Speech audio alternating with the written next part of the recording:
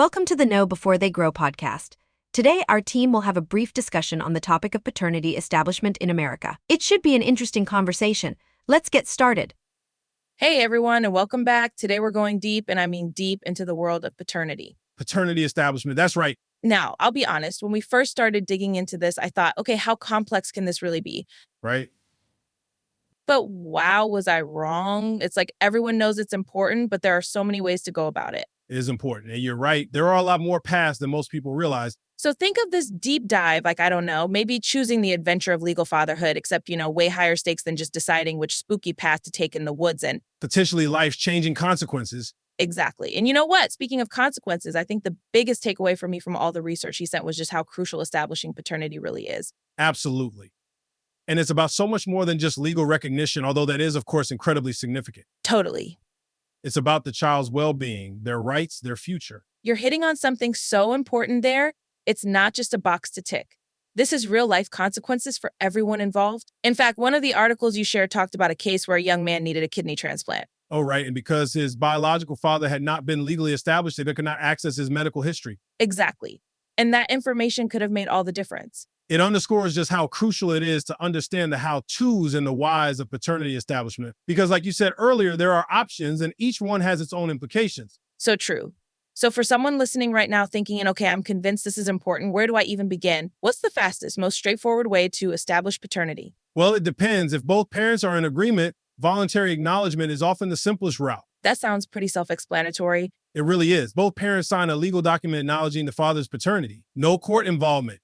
Unless, of course, circumstances change later down the line. Okay, so that's if things are pretty cut and dry. What about situations where, say, someone needs to apply for public assistance or child support? That's where the administrative process often comes into play. Right? So there's a whole other process for that. It could be a little more involved, often handled through a state agency, lots of paperwork, maybe even a DNA test. Makes sense. But on the plus side, it can be a less formal route than going through court. Got it. So more paperwork, potentially, but less courtroom drama. You got it.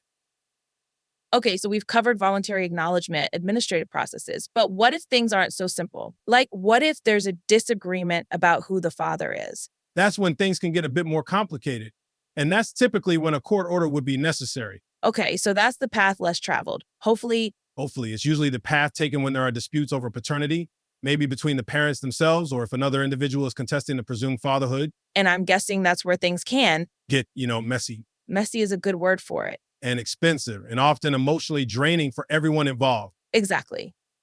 Okay, so we've covered a lot of ground here. Voluntary acknowledgement, administrative processes, court orders. Oh, and then there's always marriage, right? The tying the knot method, which automatically establishes the husband as the father in the eyes of the law. Although I hope that most people are not getting married just to sort out paternity, it seems that some might be. But legally speaking, it does simplify things. And this principle of marriage automatically establishing paternity, it's rooted in the historical context of protecting the family unit, ensuring a child's legitimacy and rights. Fascinating how these legal traditions evolve, right? But regardless of which path someone chooses, there's one thing that seems absolutely crucial across the board, and that's paternity testing.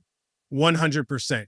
It's the gold standard for a reason, especially when you're talking about legal matters.